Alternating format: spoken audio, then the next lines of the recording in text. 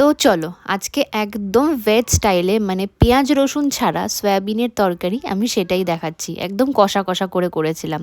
দেখো প্রথমে সয়াবিন আর আলুটাকে আমি ভালোভাবে একটু সেদ্ধ করে নিয়েছিলাম, সেদ্ধ করে ভালো করে ধুয়ে নিয়েছিলাম। আর তারপরে আমি কড়াইতে তেল দিয়ে এর মধ্যে সাদা জিরে আর তেজপাতা ফোড়ন দিয়েছিলাম।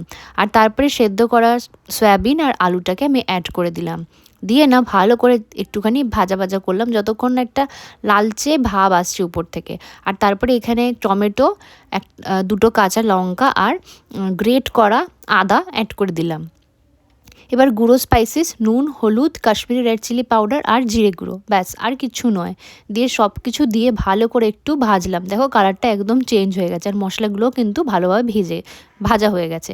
আর তারপরে আমি 1 চামচ মতো টক দই অ্যাড করেছিলাম। যেহেতু আমি টমেটো অ্যাড করেছি তো জিনিসটা একটু বেশি টক হয়ে যাবে, তাই জন্য আমি 1 চামচই অ্যাড করেছি। আর তারপরে অল্প একটু জল অ্যাড করে জিনিসটাকে ভালো করে কষালাম যতক্ষণ না তেলটা একদম রিলিজ করছে। আমি তেল একদমই কম দিয়েছিলাম, তাই জন্য রিলিজ করারও দেখা যাচ্ছে না আর কি।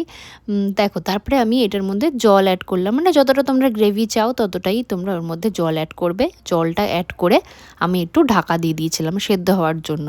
অলরেডি সেদ্ধ হওয়াই ছিল। আর তারপরে ঢাকা খুলে দেখো মাখা মাখা হয়ে গেছে।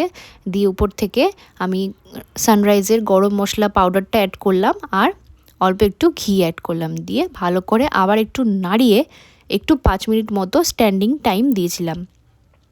তাতে কি হয়, ঘি আর গরম মশলার যে ফ্লেভারটা আছে সেটা না একদম ভালোভাবে তরকারির মধ্যে ঢুকে যায়। দেখো তারপরে আমি প্লেটিং করে নিয়েছিলাম। দেখতে কি সুন্দর হয়েছে না, একটা বেশ লালচে কালার এসছে। আর একদম অল্প তেলে আমি কিন্তু এই গ্রেভিটা করেছি। খেতে কিন্তু বেশ ভালো হয়েছিল। এরকমভাবে একবার ট্রাই করে আমাকে কিন্তু জানিও তোমাদের কেমন লাগলো। আমি কিন্তু অপেক্ষায় থাকবো। তো চলো বাই।